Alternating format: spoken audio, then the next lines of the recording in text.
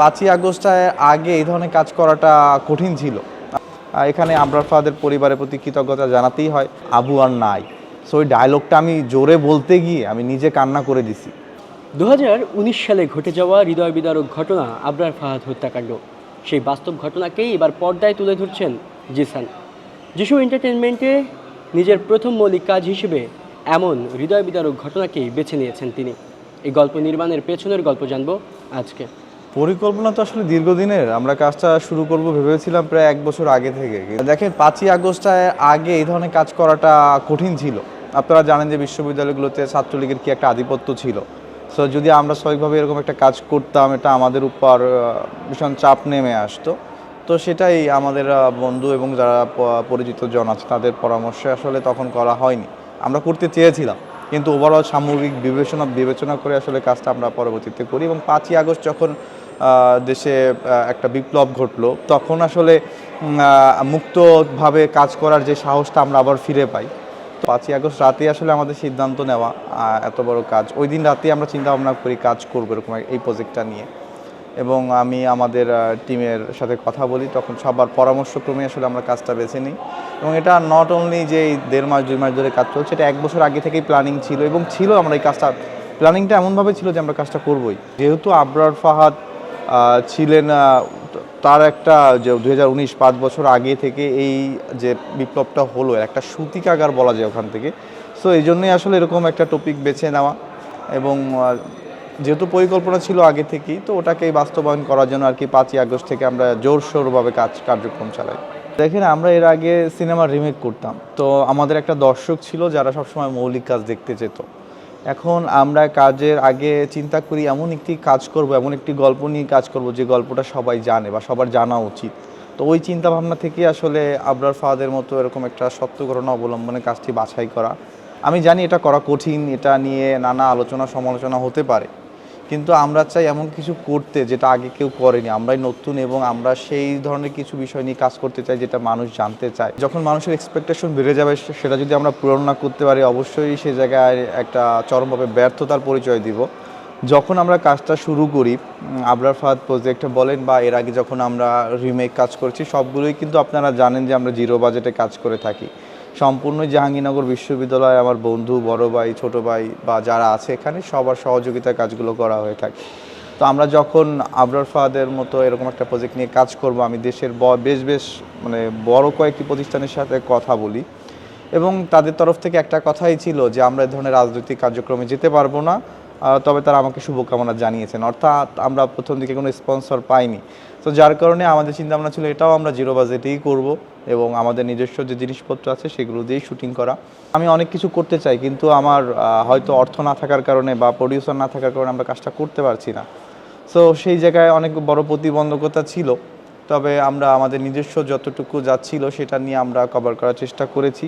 এবং যখন পোস্টারটা হিট করে মানুষজনের এক্সপেকটেশন তো অনেক বেশি, অবশ্যই সেখানে দায়িত্ববোধ আরও বেড়ে যায়।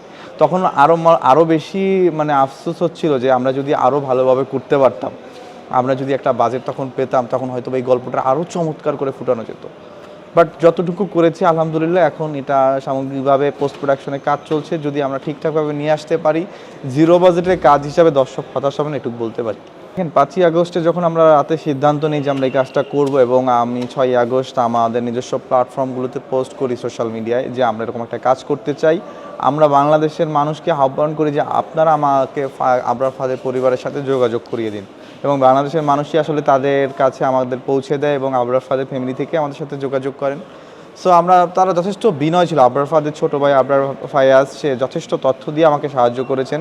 এবং পাশাপাশি তার রুমমেট ছিলেন যে আবরার ফাহাদের রুমমেট রাফি ভাই, তিনিও যথেষ্ট তথ্য দিয়েছেন। এবং এছাড়াও দেশের বিভিন্ন গণমাধ্যমে আসা বিভিন্ন তথ্য নিয়ে আমরা গবেষণা করেছি এবং সবগুলো মিলে একটা বাস্তবসম্মত কাজ করার চেষ্টা করেছি। এখানে আবরার ফাহাদের পরিবারের প্রতি কৃতজ্ঞতা জানাতেই হয়। তারা একই সাথে আমাদের কাজটি করার অনুমতি এবং তথ্য দিয়েও সহযোগিতা করেছেন। বাস্তব ঘটনা অবলম্বনে আবরার ফাহাদকে নিয়ে নির্মিত যে সিনেমা, সেখানে আবরারকে খুঁজে পেতে কতটুকু কষ্ট করতে হয়েছে জিসানকে? দেখেন, রিমেকে আমাদের সবসময় একটা বেশি জিনিস মাথায় থাকে, আমরা আমাদের ক্যাম্পাসে দেখতে ওই মুভির নায়ক বা নায়িকাদের মতো বা অন্যান্য চরিত্রের মতো যারা আছে তাদেরই কাস্টিং করা হয়, প্লাস কাছাকাছি লোকেশন ওরকম দেখতে ড্রেস আপ রাখার চেষ্টা করি। রিমেকে আমরা সেম টু সেম করার চেষ্টা করি। আর যেহেতু এটা মৌলিক কাজ ছিল, আমি এখানেও চেষ্টা করেছি প্রথম দিকে যে লুকটা যতটুকু কাছাকাছি সম্ভব, আমরা সেটা নিয়েও টিম মিটিং করেছি। এবং সবচেয়ে বড় বিষয় এখানে যেহেতু মৌলিক কাজ ছিল, আমি এখানে লুক মিলানোর থেকেও বেশি প্রাধান্য দিয়েছি অ্যাক্টিংয়ে। যেহেতু আমাদের এটা জিরো বাজেটের কাজ বলা যায়, সেক্ষেত্রে আমরা গল্প এবং অভিনয় সবচেয়ে বেশি গুরুত্ব দিয়েছি। এই চেষ্টার ক্ষেত্রে নিজের পরিশ্রমের জায়গাটা কতটুকু ছিল? আমরা দেখতে পাচ্ছি কিছুটা হলেও বিধ্বস্ত একটু জিসান। পরিশ্রমের জায়গাটা বলবো, বর্তমানে একই সাথে আমার এক্সাম চলছে। আপনারা জানেন যে আমি জাহাঙ্গীরনগর বিশ্ববিদ্যালয়ের শিক্ষার্থী। আমার এখানে অনার্স থার্ড ইয়ারে ফাইনাল এক্সাম চলছে এবং একই সাথে এরকম একটা প্রজেক্ট রিলিজ হবে, এটার পোস্ট প্রোডাকশনে কাজ চলছে। এবং স্বাভাবিকভাবে এই কাজের প্রেশারের জন্য আমি গত 2 রাত ধরে ঘুমাতে পারিনি। এই যে আমি এখন কথা বলছি, ক্যামেরার সামনে দেখতে পাচ্ছেন বিধ্বস্ত। সো গতকাল রাতেও ঘুম হয়নি, কাজ ছিল, তার আগের দিনে গতকালকেও এক্সাম ছিল। সো দুটো সামলাতে একটু হিমশিম খাচ্ছি, বাট এটাই আসলে যখন বড় কিছু করার স্বপ্ন থাকবে তখন তো অবশ্যই স্যাক্রিফাইস কিছু করতে হবে। সো আমি হয়তো আমার জীবনের আনন্দকে স্যাক্রিফাইস করছি ভালো কিছু করার জন্য। আর নিজের কাজের মাধ্যমে আসলে নিজের চিন্তা চেতনা বা নিজের কোনো বিষয়ের প্রতি খারাপ লাগা আছে, ভালো লাগা আছে, সেটা তুলে ধরা সম্ভব। কোনো বিষয়ে আমি প্রতিবাদ করতে চাই, আমার কাজই আমার প্রতিবাদের ভাষা হতে পারে। আবেগঘন পরিস্থিতি তো থাকবে, এরকম একটা কাজ করেছি এই জায়গাটায়। আমরা যখন হলে যখন শ্যুটটা করি জাহাঙ্গীরনগর বিশ্ববিদ্যালয় বঙ্গবন্ধু হলে, এবং সেখানে আবরার মারা যাওয়ার পরে একটা সিন আছে যখন পুরো হলের মানুষজন চলে আসে, যখন এটা জানাজানি হয়। সো ওইখানে একটা ডায়লগ ছিল যে এরকম আবরারে যখন ফার্স্ট মারা গেছে, যেই শব্দটা যখন হলে ছড়ায় যাবে, তখন ওই ফার্স্ট ডায়লগটা আমি ওই কাজের স্বার্থে যখন শুটিংয়ের মুহূর্তে আমি নিজে গিয়ে হল মাঠে গিয়ে ডাক দিচ্ছিলাম যে আবু আর নাই। সো ওই ডায়লগটা আমি জোরে বলতে গিয়ে আমি নিজে কান্না করে দিছি। আমেরিকা থেকে আসলে জিসানের সঙ্গে কিভাবে যোগাযোগ করা হলো এবং এই সিনেমা সেখানে মুক্তির ব্যাপারে কি ধরনের কথা হয়েছে? আমি প্রথমেই ধন্যবাদ জানাই মাসুম আহমেদ পাটোয়ারি ভাইকে। ভাই সেই সুদূর আমেরিকা থেকেই মাঝে মধ্যে আমাদের খোঁজ নিয়ে থাকেন কাজের। তো স্বাভাবিকভাবে একদিন আমাকে ফোন দিলেন, বললেন যে জিসান কী করছো? আমি বললাম ভাই এরকম একটা প্রজেক্ট করছি।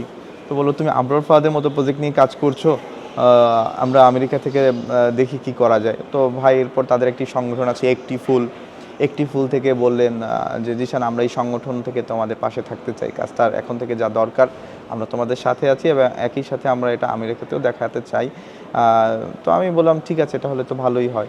তো আমি আসলে বিশেষভাবে ধন্যবাদ দিব মাসুম আহমেদ পাটোয়ারি ভাই এবং একটি ফুলকে, যারা আমাদের সাথে আর কি কাজ পরবর্তীতে যুক্ত হয়েছেন বা এখনও তো কাজ চলছে, তারা আছেন আমাদের সাথে। সো এটা আমাদের জন্য বড় পাওয়া, সেই সুদূর আমেরিকার ক্যালিফোর্নিয়া থেকে আমাদের সাথে এই জার্নিতে যোগ হওয়ার জন্য তাদেরকে আসলেই ধন্যবাদ, অনেক ধন্যবাদ এবং আন্তরিক ধন্যবাদ। বেশ কিছু গণমাধ্যমে দেখছি 7ই অক্টোবর আসছে এই আবরার ফাহাদকে নিয়ে নির্মিত রুম নাম্বার 2011। আসলেই কি 7 অক্টোবর আসতে যাচ্ছে কিনা?